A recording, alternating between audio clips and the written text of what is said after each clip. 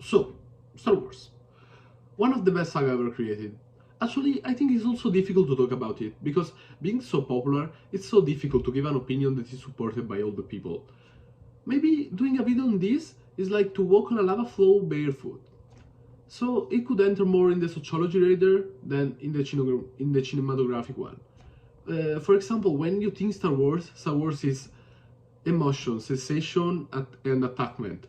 So it's like to doing a pizza's review by an Italian. So please don't hate my opinions. During this 17 years old of life, I just understood that most of people love Star Wars. I watched the first trilogy 100 times, I called my dog R2D2. How many times did we hear about sentences on this topic? But at the question, why do you love Star Wars? The answer is never concrete. Maybe it could be, bro, it's just Star Wars, the best series ever created. Or, I don't know, there isn't something particular that makes it perfect. It's just, I don't know, I can't explain. And so these answers are all and nothing. So in these 2 weeks, I just did a rewatch of all the 9 movies to understand what can give you this sensation of perfection that Star Wars give to most of people.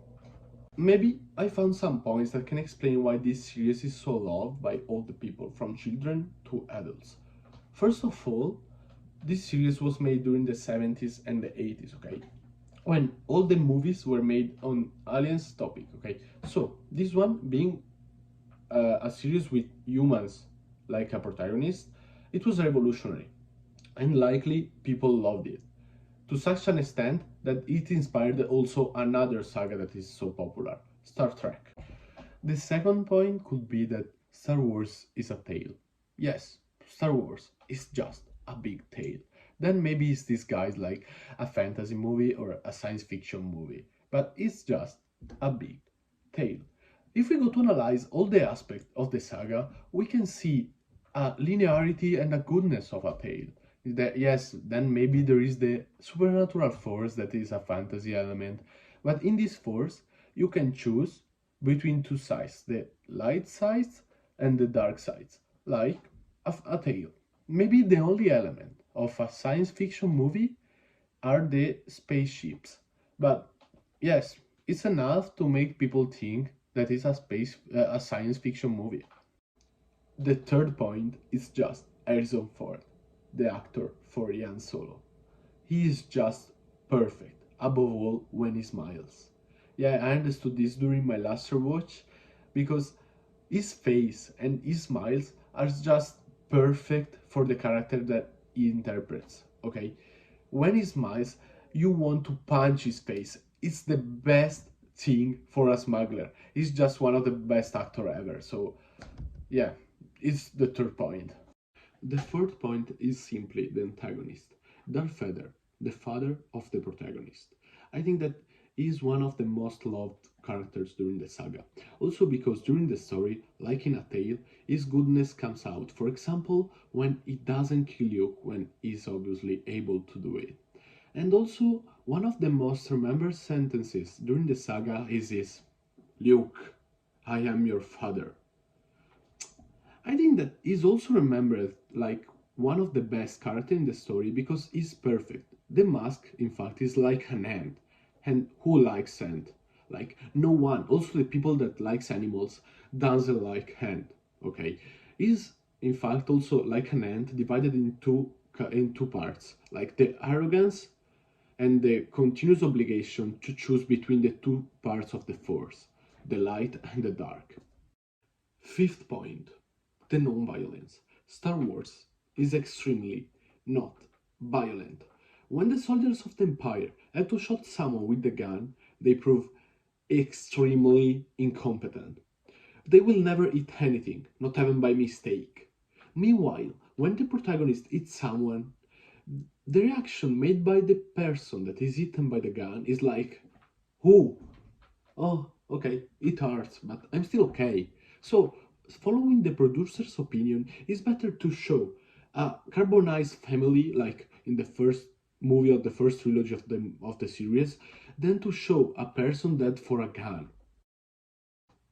In addition, there are also a lot of important monsters during the story. Some are maybe more remembered, like the boss of Anakin during the first movie of the second trilogy or Jabba the Hutt. I think that they were important also because, as I said, in the 80s the most watched topic of a science fiction movie were the aliens. So yes, they wanted the change, but they didn't want to make it extreme. During the story, obviously, there are also a lot of themes. The first that I want to talk about is the loyalty. The loyalty is presented during all the saga, also since there are two sides in the war. The first who broke it is Anakin Skywalker, in the third film of the second trilogy, when he betrayed the loyalty of the Jedi group to join the dark side of the Force. Another thing that I want to talk about is the family's love. It happens so many times during the story. For example, for Ben, the son of Han Solo and Leila, or for Leila and Luke, sons of Anakin. I think it's also interesting because most of the time the sons and the parents are in the opposite side during the war. But we can understand that the family's love is more important than a side in a war. For example, when Darth Vader doesn't kill Luke, or when Ben is converted into the light side of the Force. Another theme that we can see during the story is the friendship, also between humans and robots. That also creates trust between friends, without which was impossible to win some of the battle that the resistance won against the Empire. For example, we can take the last one. When Rey is going to die, and Ben gives her all the power that he has in the body to make her stay alive. And also if they were in the opposite side of the Force, the friendship was over the side of the war, like the family's love. So, it was my Star Wars review. I hope you don't hate me now, but yeah, thank you for the attention, so bye!